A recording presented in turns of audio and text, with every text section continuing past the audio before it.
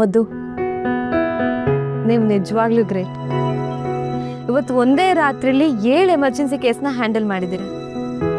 All the credit goes to ನನ್ನ ಹೆಂಡತಿದ್ದೇವ್ರು. ನೀವು ಇಲ್ಲದೆ ಹೋಗಿದ್ದರೆ ಒಬ್ಬನೇ ಇಷ್ಟೆಲ್ಲ ಕೇಸ್ನ ಹೇಗೆ ಹ್ಯಾಂಡಲ್ ಮಾಡ್ತಿದ್ನೋ. Thank you.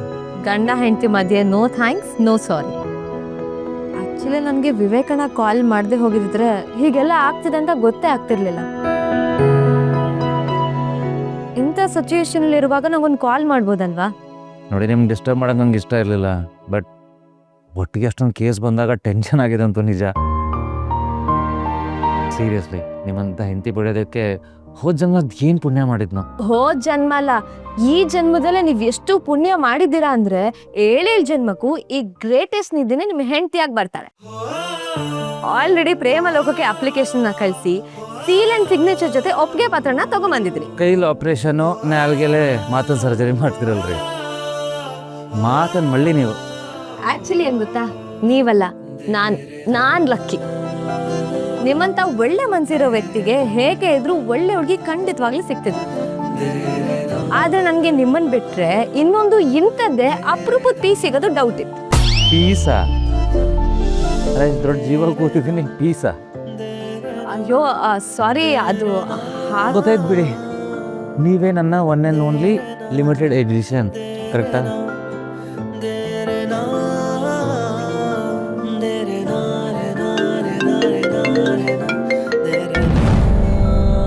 ಹಲೋ.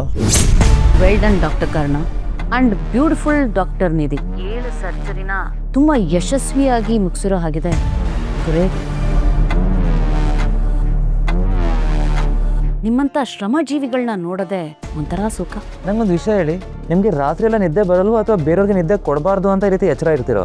ನಿನ್ನ ವಶಿಷ್ಠ ಕುಟುಂಬ ಎಷ್ಟೋ ವರ್ಷಗಳ ಹಿಂದೆನೆ ನನ್ನ ನಿದ್ದೆನ ಸಮಾಧಿ ಮಾಡಿತ್ತು.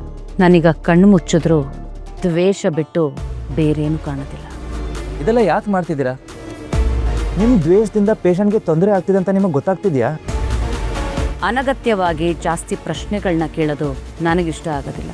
ನೇರವಾಗಿ ಕಣ್ಣಲ್ಲಿ ಕಣ್ಣಿಟ್ಟು ಎದುರುಗಡೆ ಮಾತಾಡಲಿಲ್ಲ ಅಂದ್ರೆ ನನಗೂ ಇಷ್ಟ ಆಗಲ್ಲ. ಏನೇ ಹೇಳದಿದ್ರು ನಿಮ್ಮ ಪರಿಸ್ಥಿತಿ ಹೇಗೆ ಇದ್ರು ಕೂತ್ ಮಾತಾಡಿ ಬಗೆಹರಿಸ್ಬೋದಲ್ವಾ? ಬಗೆಹರಿಸ್ಕೊಳ್ಳೋದ?